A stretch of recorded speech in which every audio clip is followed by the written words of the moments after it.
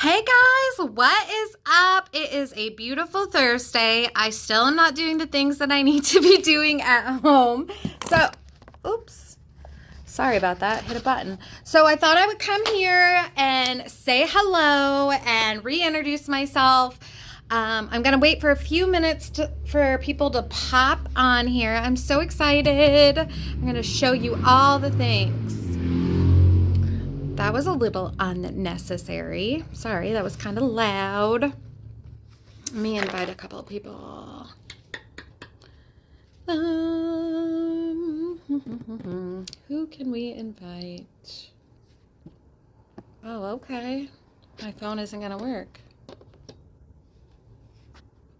That's all right. We're just going to get started. Okay, so my name is Erin McAuliffe, and I am the brains behind Intrepidly Captivating. So what is Intrepidly Captivating? Well, I started doing hair, 2009. I opened up my own salon. I had some health issues and I was unable to stay on my feet. I have really bad varicose veins, so I wasn't able to continue. So I went back to school. I got like 4 degrees. So my last degree that I got was my bachelor's in human services with an emphasis on child and family welfare. So I worked as you guys probably would know it as a CPS worker. So I did initial investigation. So I worked IA. So whenever a report would come into the hotline, it was my job to go out and assess for safety for the kids and to see if there was anything that the family needed, in regards to safety for the kids. So that is what I did. I've always loved beauty. I've always enjoyed doing hair. I still do my family's hair. I still do some of my friends' hair. I just don't like to do it as much because it hurts my back and it hurts my legs. So that's just kind of how I got started. So that was way back in 2009. I dabbled in makeup. I've always enjoyed doing my makeup. But it was something that I just kind of got away from when I started to struggle with my mental health. And then I got into this field, started on my master's, or into the human services field, started on my master's. If you're just hopping on, say hi. But then this opportunity came around and I jumped on it because that's what I wanted to do. And that's how Intrepidly Captivating was born. So Intrepidly is like boldly, and captivating is another word for beautiful. So boldly beautiful in regards to whatever it is that you're trying to do. So let me show you. There's this lotus flower. So the lotus is pretty significant in that the lotus can grow like anywhere. It can grow like in the dirtiest water. So that was meaningful to me because, not everybody has the best past. Like my past is not the best. Like I grew up in foster care. My parents weren't around. I just have some notes here that I wanted to talk about. Sorry. So regardless of your surroundings or your roots, you can always grow into this beautiful flower because the lotus is absolutely beautiful. So there's these little things here, and each one of those represents something. Okay. So the first one is brave, to always be brave. The second one is beauty, self-expression, and intention. See how it's curvy?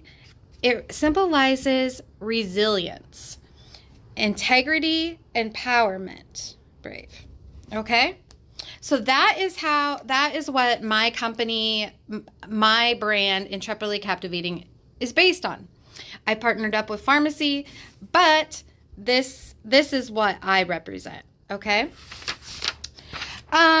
So that is a little bit about that. So what do I do outside of my business? I love my kids. I would do absolutely anything for my kids. I have 4 biological. I have Marcus, Adeline, Connor, and Journey. The 3 older ones, their dad and I are separated, but we co-parent. Go us. We actually have no court involvement. We do have a parenting plan, but we just kind of work things out on our own. And then there's Journey. I'm going to get comfortable here. Little Miss Journey is Rich's and mine, and we tried extremely hard for her, like, oh my God. So after I had Connor, which is my youngest with my ex, I had my tubes tied. Well, because I was done, because I had my kids like bam, bam, bam, bam. So I didn't want any more. Well, life changed, life happened, and I wanted more. And so the VA, because I'm a veteran, my husband is a veteran, and he's currently still serving. I am not. I've done 8 years. He just did 20. Woo woo. So fast forward, anytime that you have a surgery on, like, your fallopian tubes are really little. So like it was a really long drawn out surgery, like the sutures that this Dr. Papu, he's out of Omaha. If you're wanting a reversal, he's the only one in the state that does it. And he does a fantastic job, and he does infertility. So a little shout out to him. Okay. So anytime you do that, the sutures were like thinner than a hair. So it's really time consuming, whatever. So there's still going to be scar tissue though. And so we had a really hard time like getting pregnant, because there's scar tissues from the scar tissue from having my tubes tied. The second one was from having it reversed. Okay.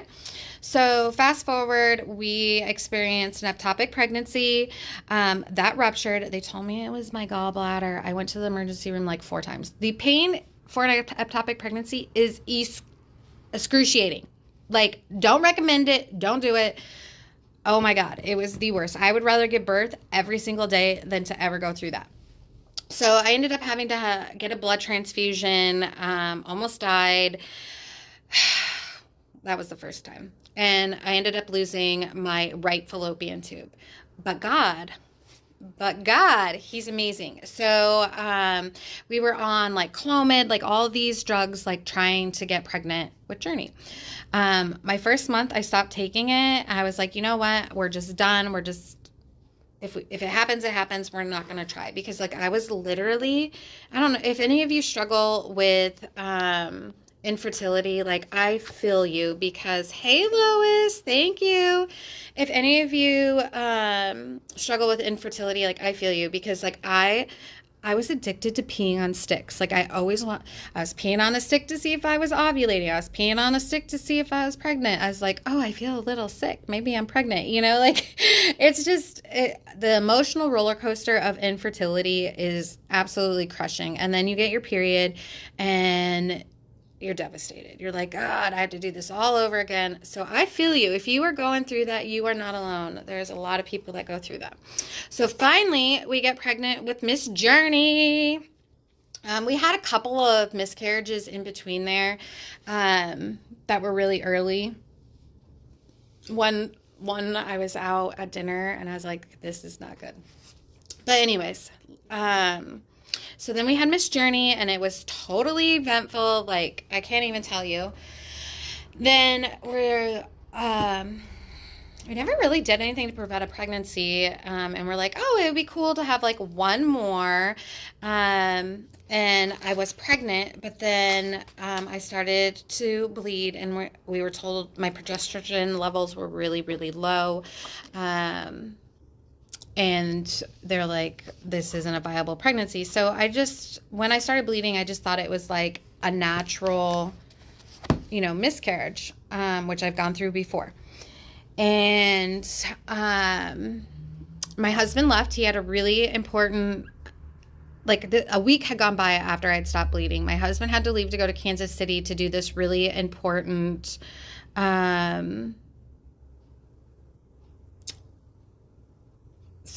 really important training. Well, I was driving, we had moved into York, and I was driving to work in Lincoln, and I started to have these really bad pains, and I knew exactly what it was because I had been through it before.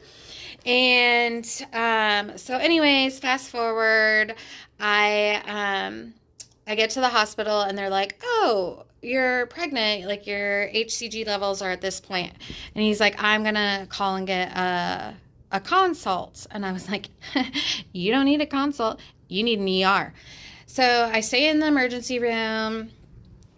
I ended up having surgery. It got botched because I had a midwife, so I had a doctor that I didn't even know. I ended up having to have 2 more surgeries, and eventually it ended in a hysterectomy just because my body was like attacking itself basically, and it was creating cysts. So they had to take the second surgery. They took one of my ovaries. The last surgery, they were gonna have to take my last ovary, and I was just like, we're just gonna take it all, because we didn't know like if these cysts were like cancerous or what was going on. Turns out they weren't, thank God. But I'm like, I'm not gonna have no ovaries and still have a period. So we just took it all, and now I'm on hormones. Okay. So with that, I suffered so much depression, so much anxiety. Like I could not, like, I was so angry. Like I was angry at God. I was angry at the doctors. Like I wanted to sue everybody, which I ended up not suing because at some point you need to just let shit go. Like, sorry for my language, but you do. It happened. Like, there's no reason that I needed to ruin everybody else's life. Would it have been nice to have some extra money? Yeah, but that's not, we don't ruin people's lives or people's careers to benefit. Like, that's not the godly thing to do. So I just let it go. I probably have done something? Yes, but I didn't. Okay, so fast forward, still doing the CPS thing, but I have a case that like triggers all my traumas from my childhood. It was a sexual abuse case. It was a hot mess, and so I was done. So I started with pharmacy. Not that that's not what I am here to talk about. I just want you guys to know who I am. Like, I am a mom. I enjoy camping. My family and I are always camping. I enjoy crafting. I craft. Like, when I am I don't know why I'm holding that. When I'm super stressed, like, that's what I like to do. I come down to the office and here, let me show you. I'll show you my setup. So this is like my Cricut, and I just got this new sublimination printer, like all my painting supplies. If you look down here, this is all my crafting stuff, like my blanks, all my like hot glue guns, it's a mess back here. Yes, so this is what I do when I'm stressed, and I bring my kids into it. Like they like to craft too. Journey does. She makes her own stuff. I'll show you some of the things that I made. So I made this book, and if you turn it around here, it says "You're more than a pretty face," because that's my saying. I make different like makeup holders. Oops, I tried that yesterday. Didn't change it. I make different kinds of bracelets. These are leather bracelets, cuff bracelets. If you come over here, I do some little bows and some little earrings. And what else have I done? I do these handmade signs. Aren't those cool? I made that one. That's pretty near and dear to our heart. Yeah, so that's just kind of my little arts and crafts. I sell them, but it's not like my main passion. Okay? That's not my main passion. My main passion is building other women up. My main passion is I know what it's like to be told that you're absolutely nothing. I know what it's like to be told that you'll never succeed. And I know what it's like to be told that you're not beautiful. Okay? Every woman deserves to feel beautiful. Every person, not even women. I'm not even just going to say women. Every person deserves to feel loved and to feel valued and to be respected. And that's what my main goal is in everything that I do. I love my kids. I love my family. And I want to empower other people, because if I have gone through all the things that I have gone through and I'm able to do what I'm doing, so is everybody else, okay? And it irritates me when people try to rip other women down, okay? It irritates me that somebody would go out of their way to try to ruin what somebody else has built. If that is the type of person you are, go ahead and just unfriend me, because we can't be friends. I'm not in competition with you, because I want everybody to win. And I want you to eat, sis, but not at my table, if that's how you're going to be. So anyways, that's just a little bit about me. That's how I roll. This is real. This is raw. I'm sorry that if you feel some sort of way.